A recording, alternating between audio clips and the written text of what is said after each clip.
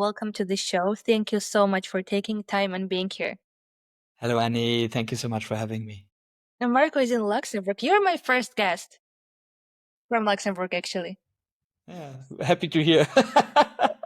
We are not Yeah, so many, so yeah. I like it because it's almost like a good omen for me every time something is like first or new for me.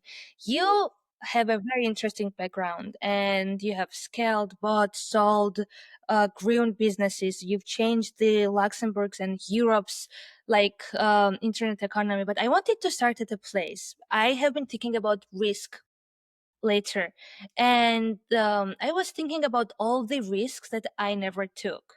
And I wanted to start this conversation at a place where is there any risk that you never took and you still think about it today? If not, that's okay.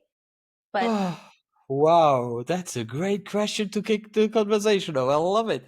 Um, and I have to think about it. Let me say, define I'm not risk for somebody you. who I'm not dwelling in regret. So I think that is one of the things you need to have when you're an entrepreneur, because you are having up so much stuff that you Mm. don't that you cannot be living in regret, or at least not for a long time. So a risk I didn't take. I will be very honest with you. No, because what I am doing now was the risk I never was able to take. Oh, that's a beautiful answer. Define risk for me. Define how you, what do you call risk? Because, we say all these words and it means something very different for everyone. Mhm. And what does it Absolutely. mean to you when I say risk? In business, obviously, or maybe in life, but in business right now. For me, business and life are always very related. And I think it's when you put so that there's material risk, so that you are financially putting something on the line or you're financially exposing yourself. So that's risk. There is a reputational risk. What are the other ones thinking of me when I decided to go this way? What I'm doing now, 2017. That was probably worse than the money bit. Was the worst thing was after all the things I have done, I let go of all that recognition because I do something else. When you sold the business? Yeah, when I sold business and when I went into coaching and I went into what I do now, so I was this internet entrepreneur. And when I decided to stop doing that, I also cut off myself from the recognition I got from society because of what I created before.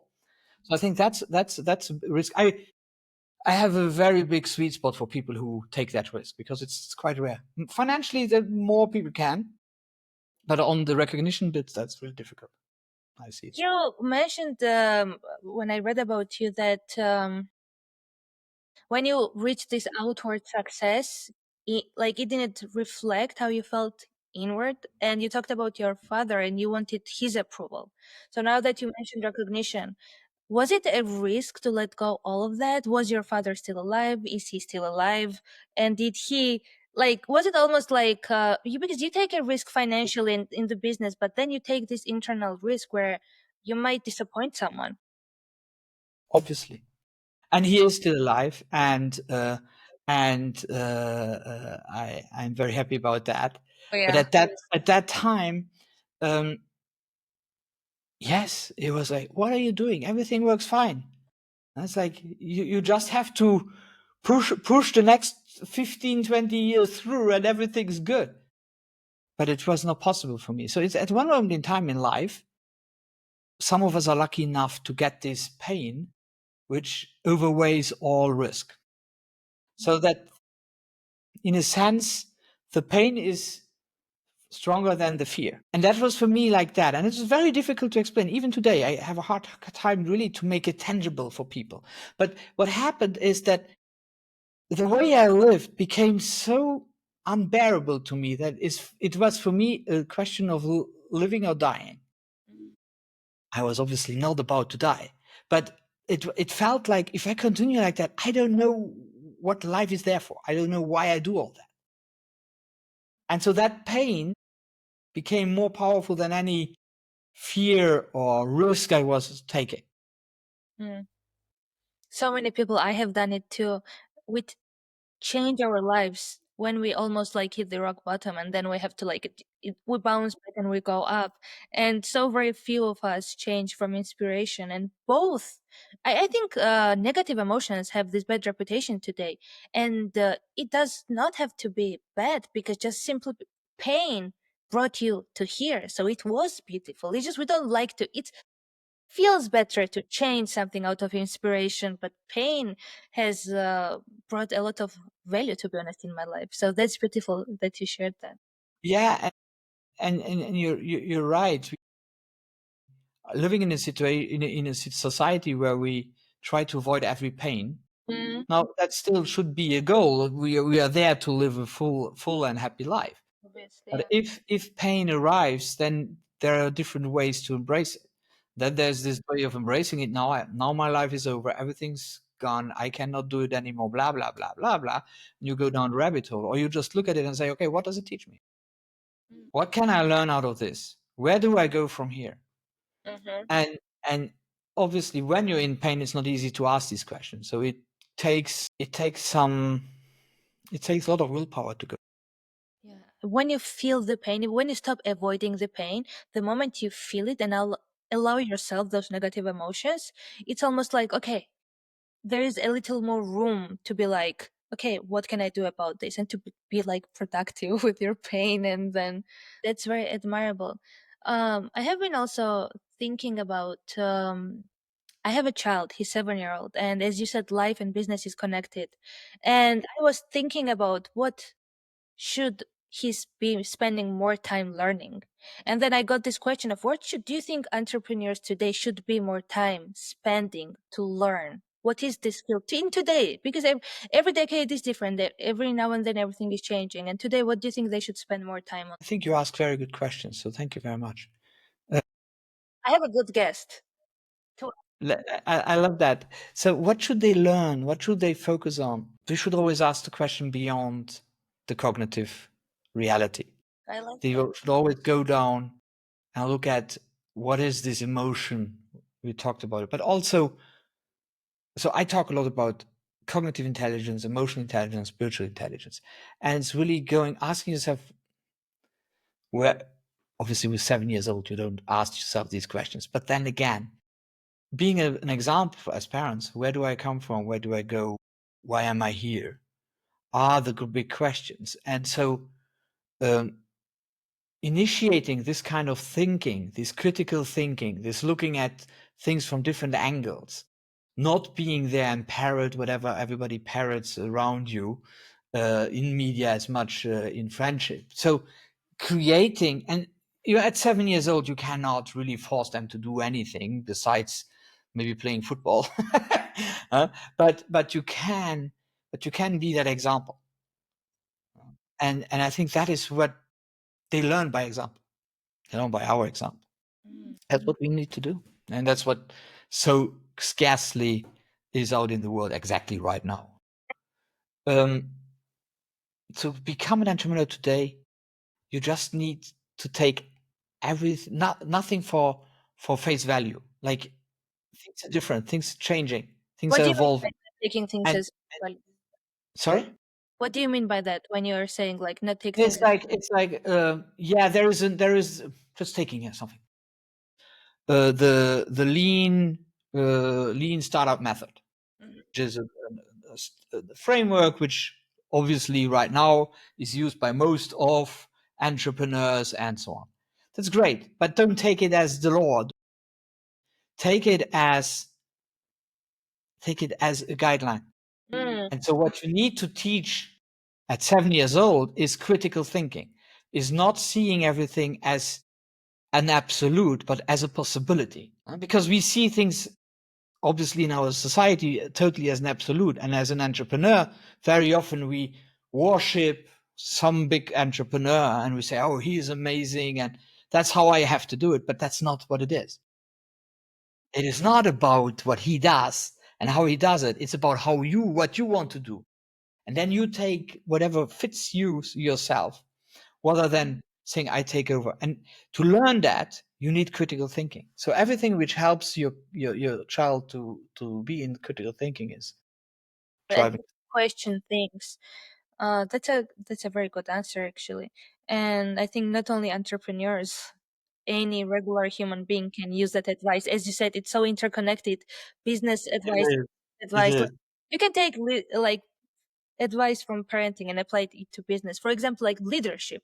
The amount of leadership advice that I listen and I apply to parenting, you have no idea, and it works because you are a leader in your little company here. What yeah, what kind of person would you call a good leader? Tell me the three major characteristics that you say, okay, this person is a good leader. Okay, let's start with authenticity. Be Mm. yourself. Don't try to be somebody else. When I created Entrepreneur, my brand, it was literally almost 5 years ago when I was so upset of entrepreneurs worshipping Elon Musk at that time as being the best and the most. Da, da, da, da, da, da. I said, stop trying to be somebody else. Be yourself. Because as if you create on the basis of somebody else, it's very risky that you will burn out, that you will be unhappy, that you will never be successful. Well, some are, but what is success? That's another question for later, maybe. But so authenticity. As a leader, vulnerability. Be vulnerable in your teams. Don't expect perfection. Don't give the impression of perfection, because if you expect perfection, people will not be innovative in your organization. They will not try to change, to evolve the organization, because they are afraid as a leader that you will bash them because they're not perfect. So you always need to portray, and it's very simple. I always say it's not about crying. That kind of vulnerability could be, but it's not about that. It's about in ask for help. Say, be open. Say to people, hey, I don't know how to do this. Can you help me? This is not my field of expertise. Can you just give me your point of view? How will they, Always showing that you are vulnerable and that you don't know it all, because only when you do that you will get that feedback. Sorry. how do they still respect you? What's the line? Because you mentioned authenticity, and I love that, and that was, uh, I agree with you. But then today, remember, not remember, but like as we see today, people, you tell them be authentic and they will be the most, they bring their most negative self, they will start complaining. So when you mean being authentic, do you mean like being the best version of yourself? And also when you, Obviously. because people take Obviously. advice literally, and I have taken advice literally, and at some point I had this argument with my dad that when you're giving me the advice I'm taking it literally and then it does not work, because he might have been like be authentic and I'm like that's not working.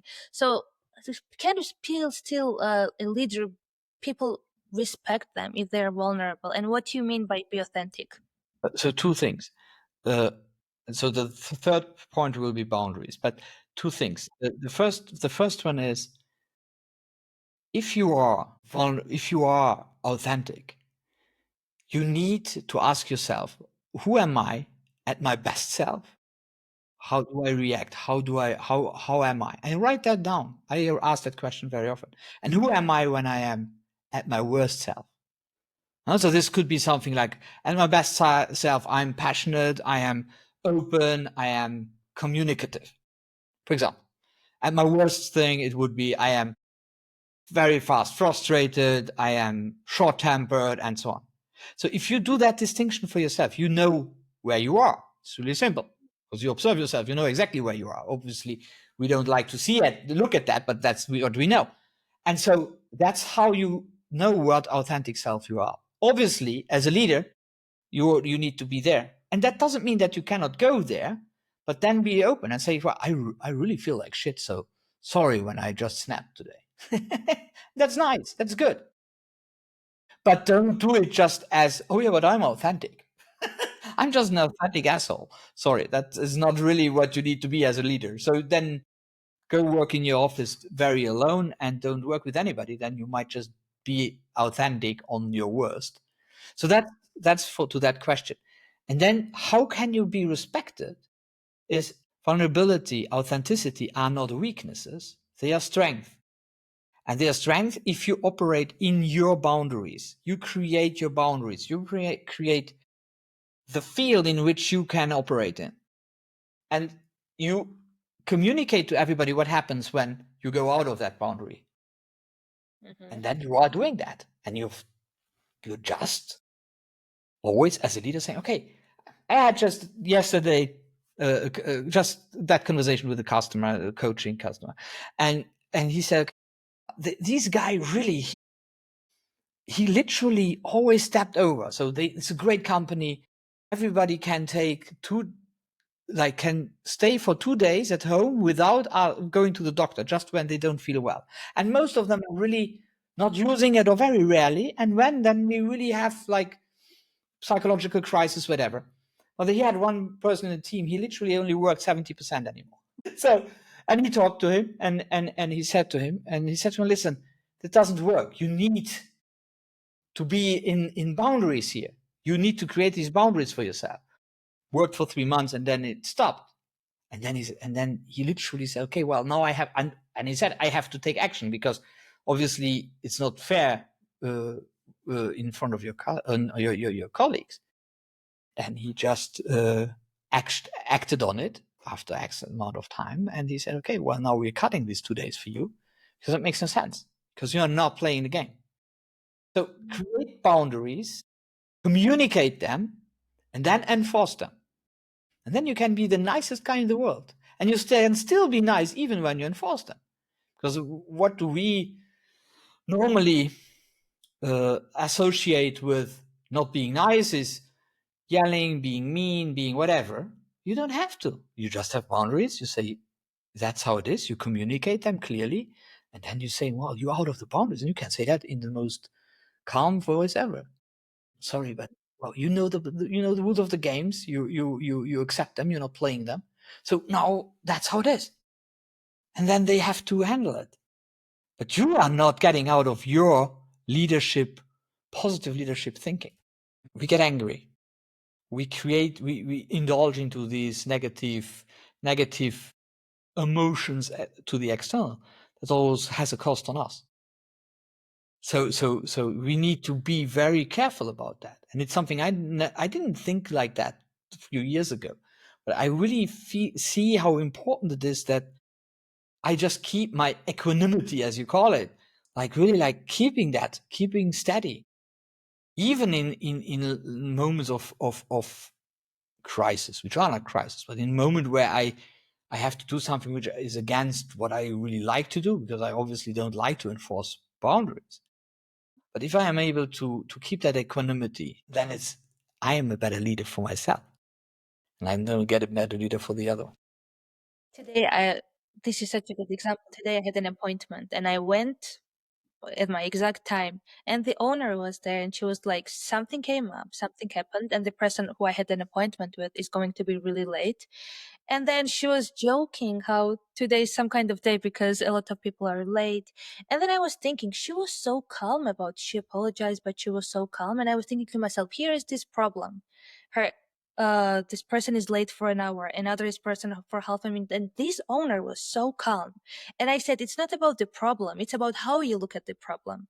And I don't know what she was going through inside, but she was cool, calm, and collected. And then I was like, the problem is here. It's just she's refusing to let it affect her. And I think that's a great leadership skill. Uh, leadership always starts with personal leadership. That's what most people forget. Goosebumps. Yeah, Sorry? I had goosebumps hearing that statement. Personal leadership. You have Yeah. to train yourself first. When I train people on leadership, I first show them how they lead themselves and how they can make that better. Because how can you lead somebody else if you're not leading yourself? So the first thing to do is always, well, from inside out. It always starts with introspection. Because if I can give, well, there are a lot of books out there. So you can take a book, you lead how to lead and so on, and you do all that. But if you do that from a place of don't care because you don't believe in it, or from a place of total disrespect to it, it actually do exactly the opposite, and you will never lead somebody, or you will. Well, depends on how you define leadership. If leadership is I hit people into submission, yeah, good. Yeah, it's just the law of the strongest. Now, I don't think that that's the way of the way we should lead, and it's very difficult, especially in our environment here with Gen Z, Gen Z, who is really like, you don't tell these people what they want; they tell you what they want and what the purpose they want to fulfill, and so on. And so, if you start to lead them or to manage them the way we were managed when I was young, that doesn't work at all. It's like they just leave, and then you lose your money because you trained him, and so on. So it makes no sense. So you need to find a way. You need to be human first, but you need also to understand and to explain. That's about that the company, when the company works fine, you work fine. So it's not a one-way street. For everything you give to as a leader to your team, to your people, what they need to give is their capacity to take responsibility for what they have to do, for what they have to deliver, for actually even for innovation and for pushing things forward, because they are part of that ecosystem, they're part of that organism. And so it's really important from both sides of the aisle. Like you have the entrepreneurs or corporates, C levels, and then you have the employees.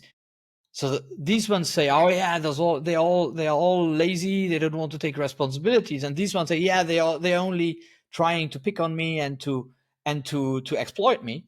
But in essence, they literally need each other. It's an organism, and that understanding needs to trickle in. And it's not easy, because I had that when I talked to the management, and they were really on the right track to really go down the road I just explained. But then the employees just say, yeah, well, he just has another spleen. We'll take another 4 weeks, and then he's back to normal. Mm.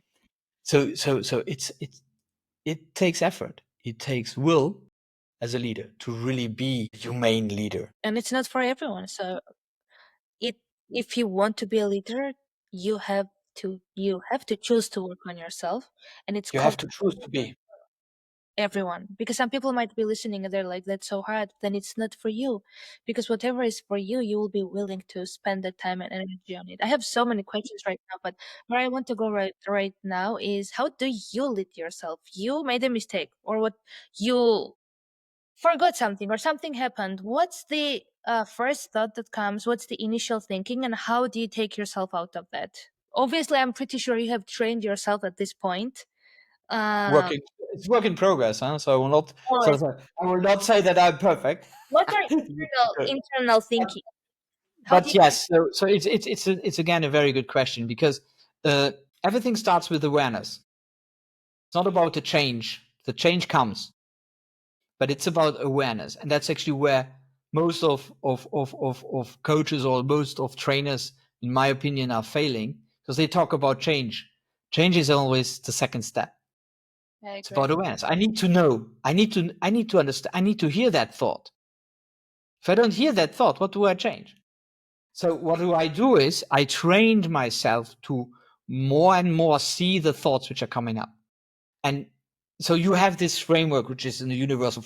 It's really about these logic. And most people say, "Oh yeah, I don't feel well. Oh, that made me feel." Yes, that's right.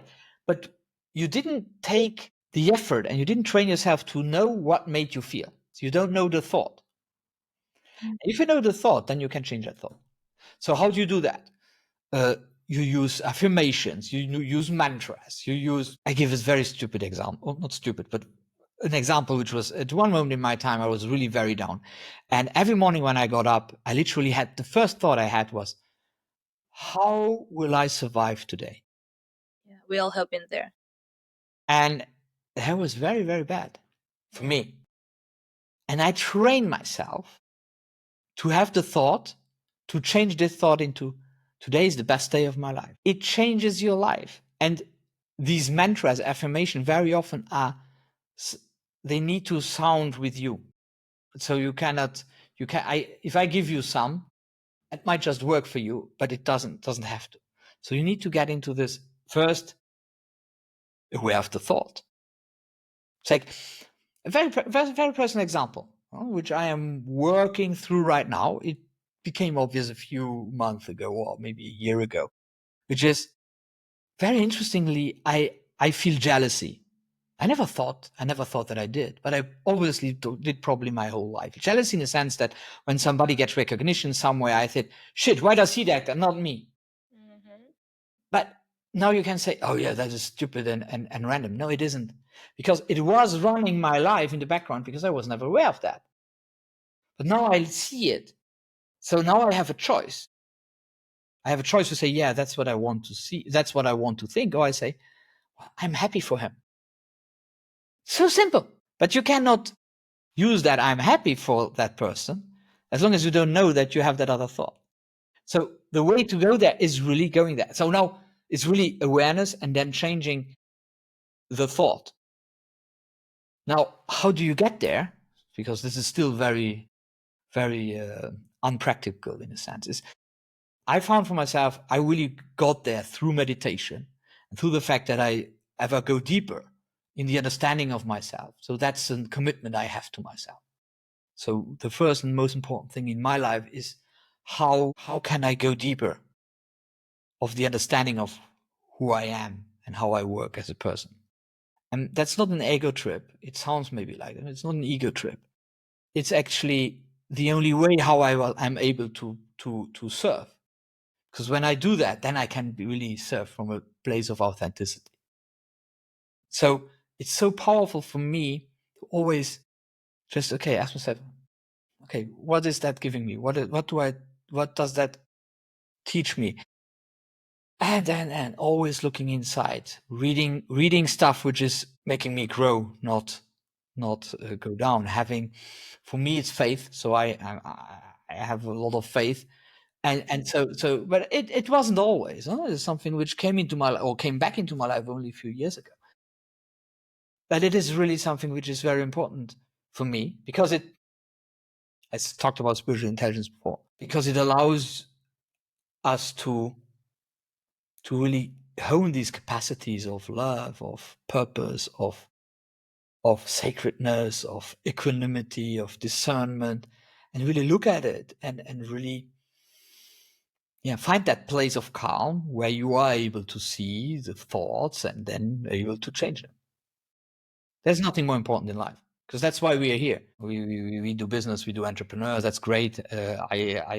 I love to support people on their path, and I'm feeling very very good about that. But at the end, you, me, and the other 8 billion people on this planet are just here to go deeper for themselves, understand themselves better, and yeah, just get closer to the end goal, which we will maybe talk about. I don't know. I agree with this. I'm a yoga teacher. I used to teach yoga, not at this moment, but it's all about the personal bliss and all this removing the layers to finding your highest self.